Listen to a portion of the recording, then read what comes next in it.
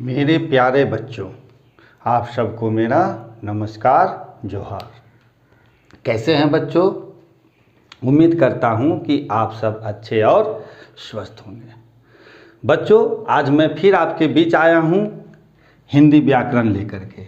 और आज हम लोग हिंदी व्याकरण में काल, समय को पढ़ेंगे और समझेंगे, जानेंगे। आज आपके बीच में काल की परिभाषा, काल के भेद को लेकर के आया हूं। और आइए हम लोग काल से की परिभाषा से इसकी शुरुआत करते हैं। तो आप सभी बच्चों से मेरा निवेदन है कि आप सब इसे ध्यान से सुनेंगे और अपने कॉपी में नोट करते जाएंगे। तो आइए हम लोग शुरू करते हैं काल की परिभाषा से। काल क्या है, काल किसे कहते हैं, इसकी हम आपके सामने आपको बताने जा रहे हैं। तो सबसे पहले बच्चों, क्रिया आपने पढ़ा है। मैंने आप लोगों को पिछले वीडियो में क्रिया की परिभाषा को बतलाया था। क्रिया का अर्थ क्या होता है? तो क्रिया का अर्थ हुआ काम करना।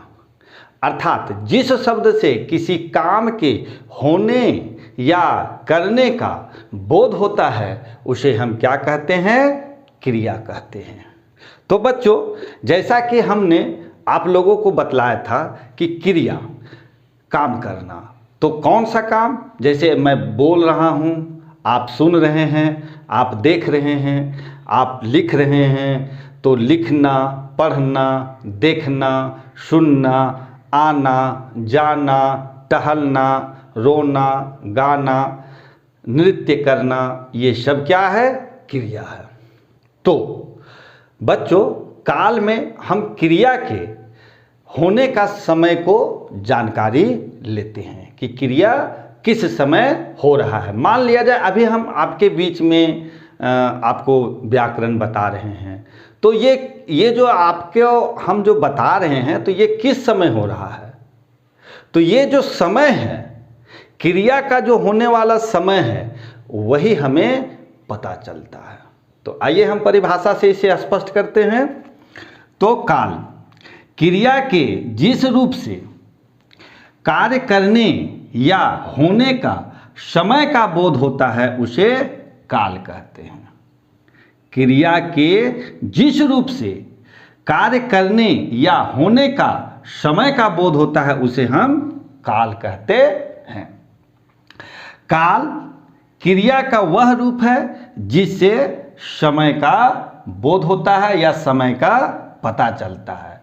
तो हम दूसरे शब्द में कह सकते हैं कि क्रिया के उस रूपांतर को काल कहते हैं जिससे कार्य व्यापार का समय उसकी पूर्ण अथवा अपूर्ण अवस्था का ज्ञान होता है। मतलब कहने का अर्थ हुआ कि काल से हमें यह पता चलता है कि कोई भी कार्य पूर्ण हुआ या अपूर्ण है या फिर होने वाला है।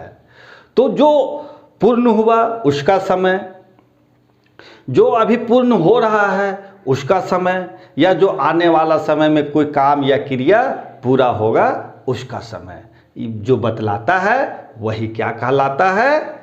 काल कहलाता है। तो समझ गए बच्चों?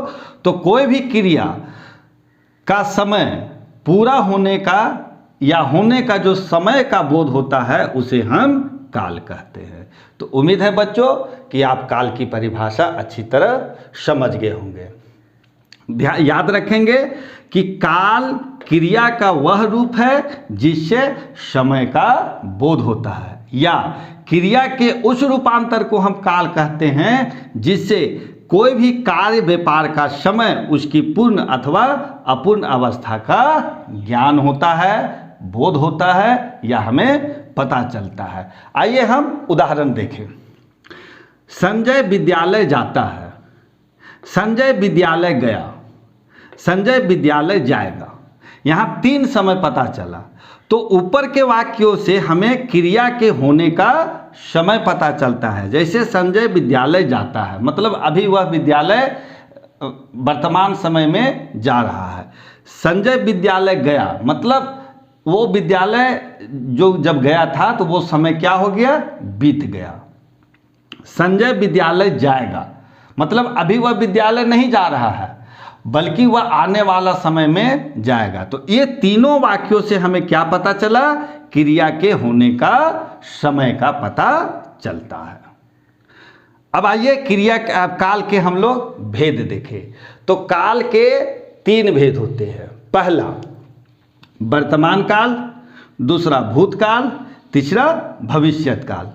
वर्तमान काल को हम लोग अंग्रेजी में प्रेजेंट टेंस बोलते हैं, भूतकाल को हम लोग पास्ट टेंस बोलते हैं और भविष्यत काल को हम लोग फ्यूचर टेंस कहते हैं। तो बच्चों याद रखेंगे, काल के 3 भेद होते हैं, वर्तमान काल, भूतकाल और भविष्यत काल। ठीक है बच्चों, तो आइए अब हम आपको बारी बारी से वर्तमान काल, भूतकाल और भविष्यत काल की परिभाषा उदाहरण सहित आपके बीच में रखने जा रहे हैं। तो आप सब ध्यान से सुनेंगे और समझेंगे।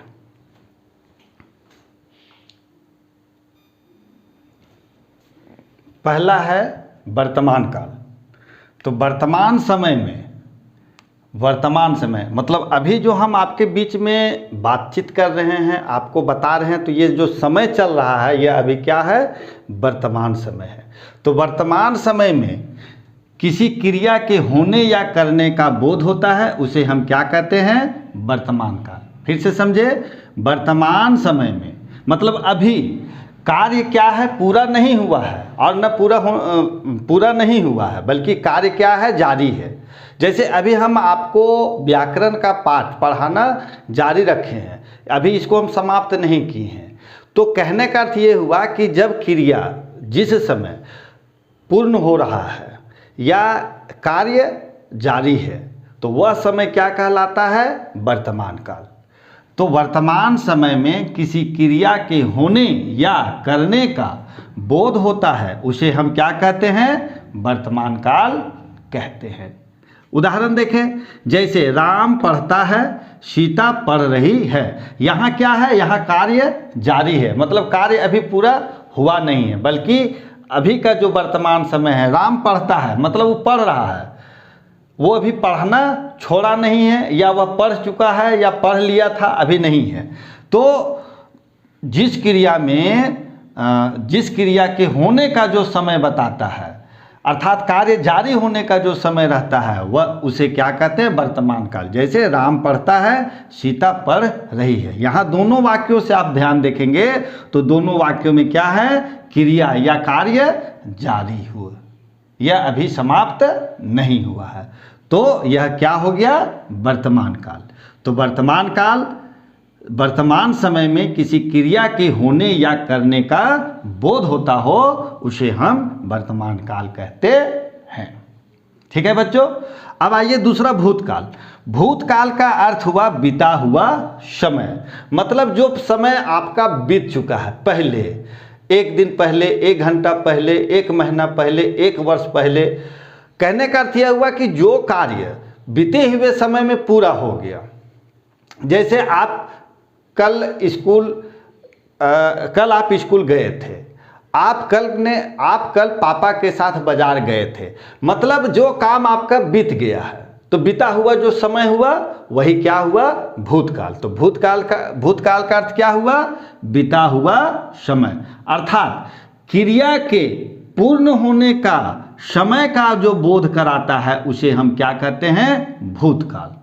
तो भूतकाल की परिभाषा क्या हो गई बच्चों, याद रखेंगे, भूतकाल का अर्थ है बीता हुआ समय, अर्थात क्रिया के पूर्ण होने का समय का बोध होता हो या ज्ञान होता हो, उसे हम भूतकाल कहते हैं।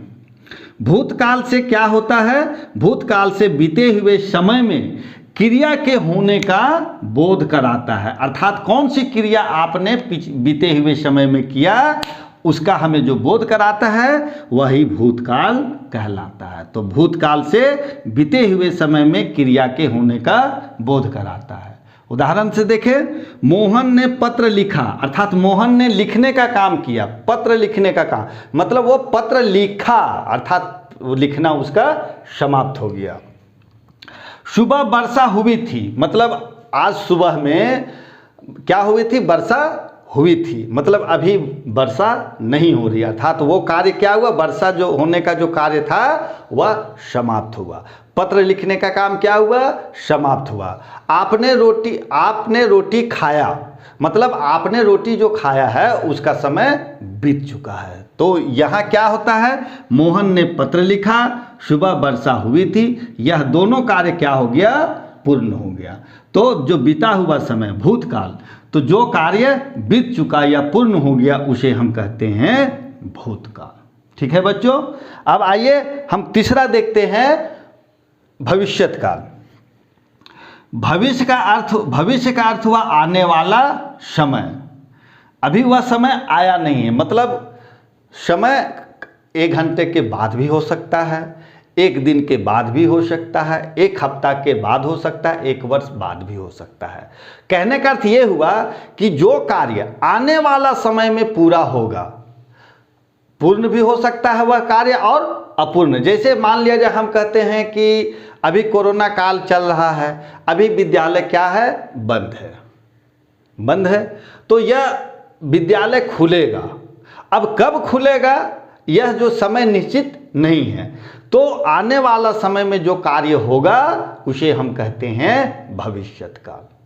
मतलब राम पढ़ेगा, वह बाजार जाएगा, आप परीक्षा लिखेंगे, मतलब अभी शुरू नहीं हुआ है, अर्थात वह क्रिया अभी शुरू नहीं हुआ बल्कि आने वाला समय में होगा, वही क्या कहलाता है, भविष्यत काल। तो भविष्य का अर्थ हुआ आने वाला समय, अर्थात क्रिया आने वाले समय में पूरा भी हो सकता है और अपूर्ण भी हो सकता है। तो क्रिया आने वाला समय में पूरा या अपूर्ण होने का बोध कराता है, उसे हम क्या कहते हैं, भविष्यत काल कहते हैं। जिससे क्रिया के भविष्य में होने का बोध होता हो उसे क्या कहेंगे हम, भविष्यत काल कहते हैं। मतलब क्रिया अभी शुरू नहीं हुआ है और क्रिया समाप्त भी नहीं हुआ, बल्कि क्रिया आने वाला समय में होगा। जैसे वह खाएगा, वह गाएगा, वह आएगा, वह जाएगा। तो इससे क्या पता चलता है कि अभी आने वाला समय में रोने का, खाने का, गाने का क्रिया होगा। तो जिससे क्रिया के भविष्य में होने का या आने वाले समय में होने का बोध होता हो उसे हम क्या कहते हैं, भविष्यत काल कहते हैं। जैसे सीमा बाजार जाएगी, कल विद्यालय बंद रहेगा, अर्थात यहाँ कार्य क्या है, होने वाला है, अभी हुआ नहीं है, बाजार वह गई नहीं है और विद्यालय अभी बंद नहीं हुआ है। तो सीमा बाजार जाएगी, यह कार्य होने वाला है आने वाला समय में। कल विद्यालय बंद रहेगा, तो यह आने वाले अगले दिन क्या है, विद्यालय बंद रहेगा, तो ये कार्य आने वाला समय में होगा। तो आप, जैसे हम बोलते हैं कि आप लिखोगे, आप खाओगे, तो आप पढ़ोगे, तो ये क्या हो गया, आने वाले समय में होगा। तो बच्चों ये था हमारा तीनों काल, वर्तमान काल, भूतकाल, भविष्यत काल।